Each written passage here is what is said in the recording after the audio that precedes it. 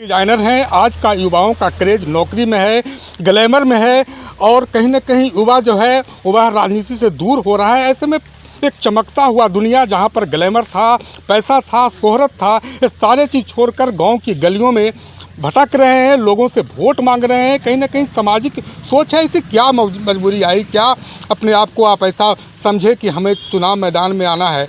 अभिषेक जी बताइए।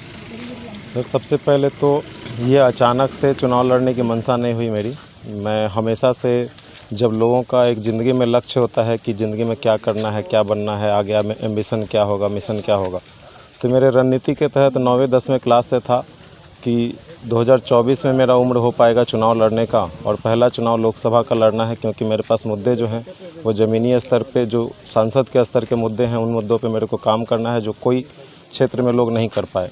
इस क्षेत्र के बगल में सटे हुए फतेहपुर गांव है जहां हमारा नानी घर पड़ता है और बचपन से इस जगह पे आता जाता मैं रहता हूं और तब से देख रहा हूं कि क्षेत्र दुर्दशा में है। कुछ गिने चुने कामों को छोड़ दें तो दुर्दशा और दिन पे दिन ख़राब हो रही है, सुधर नहीं रहा है।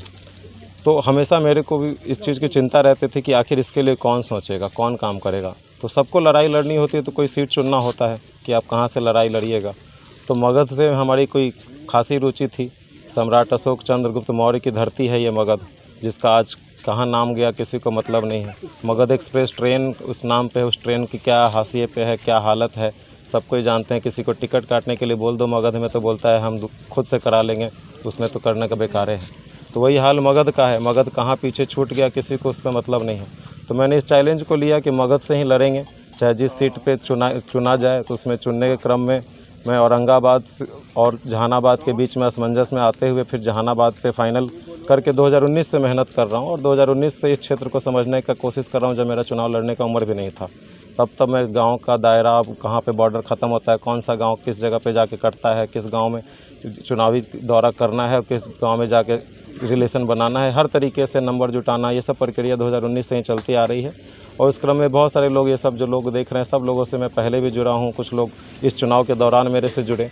ये प्रक्रिया चलते चलते जब 2024 का वक्त आया तो आज मैं मैदान में आप लोगों के बीच खड़ा हूँ, आप मेरे से मुखातिब हो पा रहे हैं। और हम एक समाज में बंध के रहने वाले इंसान नहीं हैं। मेरे नाम में अभिषेक दांगी है, तो दांगी की पहचान कोई मेरे से छीन नहीं सकता है। जैसे बाकियों के यहाँ किसी का यादव है, किसी का कुछ है, किसी का कुछ है, तो उसकी पहचान है। तो वैसे ही अभिषेक दांगी होने के नाते दांगी मेरी पहचान ज़रूर है, लेकिन मेरे पास जो मुद्दे हैं वो, अगर मैं क्षेत्र का विकास करूँगा तो अकेले दांगी का विकास नहीं होगा। अगर मैं एक स्कूल बनाऊंगा तो उसमें अकेले दांगी का बच्चा नहीं पढ़ेगा। अगर मैं एक यूनिवर्सिटी यहाँ लेके आऊँगा तो अकेले वहाँ दांगी का बच्चे नहीं पढ़ेंगे। अगर यहाँ गांव-गांव में रोड बनेगा तो उस पर अकेले दांगी का बच्चा नहीं चलेगा। तो ये चीज़ को समझने की बात है। लोग इसको समाज से जोड़ेंगे, लोग इसको अति पिछड़ा से जोड़ेंगे, लेकिन हमारे पास हर किसी के लिए समाधान है, हर किसी के लिए रोड मैप है। अगर मैं 2019 से घूम रहा हूँ तो क्षेत्र के हर समस्या को समझने के बाद कि यहाँ पानी की समस्या कैसे विकराल होती जा रही है, नल जल योजना जो बहुत महत्वाकांक्षी योजना है नीतीश जी की, उसका क्या ज़मीनी स्तर पे यहाँ वो है, मैं 2019 से ही देख रहा हूँ। और क्या बदहाली में चीज़ों को लेके नल जल योजना ही जा रहा है। मैं इसका जीता जागता सैकड़ों उदाहरण आपको दिखा सकता हूँ कि हर क्षेत्र में अगर तेज़ी से पीछे 5 साल में क्या लेयर भागने की समस्या शुरू हुई है। आप क्षेत्र में घूमेंगे, हर जगह पता लगाएंगे कि पीछे बीते 5 साल में दुगनी तिगुनी रफ्तार से लेयर भाग रहा है। क्यों? क्योंकि हर जगह नल जल योजना विफल है। हर जगह पे सैकड़ों नल आपको मिलेंगे जिसमें आगे टूटी नहीं लगा हुआ है। पानी अगर बोरिंग चला, मोटर चला, घंटों पानी बहता रहता है। वो पानी जो स्वच्छ है, पीने का पानी ज़मीन में है, किसी को पता नहीं कितना लीटर अंदर बचा हुआ है, आंख बंद करके बहाए जा रहे हैं। जनता के अंदर भी अवेयरनेस की कमी है कि उनको लगता है कि सरकार का काम है, वो आएगी वो करेगी, हम काहे नल लगाएं अपने पैसे से।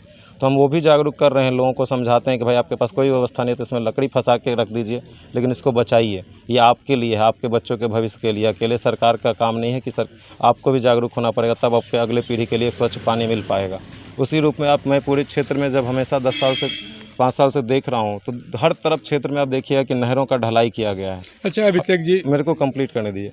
हर तरफ क्षेत्रों में नहरों का ढलाई किया गया है और पूरे क्षेत्र में जो जलाशय है उसको ढालने का कौन सा इंजीनियर, कौन सा साइंटिस्ट लोगों ने दिमाग लगाया जो सीधा सीधा 10-10 किलोमीटर नहर है वहाँ कौन सा कटाव हो जाएगा, कोई मोड़ है, मुहाना है, वहाँ पे बोल्डर डालना, ढलाई करना समझ आता है, लेकिन पूरे 10-10 20-20 किलोमीटर नहर को ढालना कौन सी बुद्धिमानी है। और ठीक उसके बगल के गांव में आप देखिएगा 8 साल 5 साल से कुआं सूखा पड़ा है।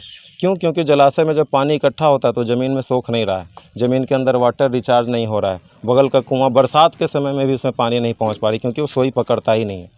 तो वो पानी अगर वहाँ होगा, हमारी कोशिश है कि रमजीत के आते हैं तो हर नहर को एक जनरेटर लगा के लगातार ड्रिल से छेद होना चाहिए उसमें, कि भाई पानी जब उसमें स्टोर हो तो पानी ज़मीन में सोखे और 2 साल 4 साल 5 साल में स्थिति जो बिगड़ रही है सुधार की तरफ बढ़े, उसको हम लोग जो बिगड़ रहा है उसको रिवर्स करें, उल्टा करें कि वो सुधार की तरफ जाए।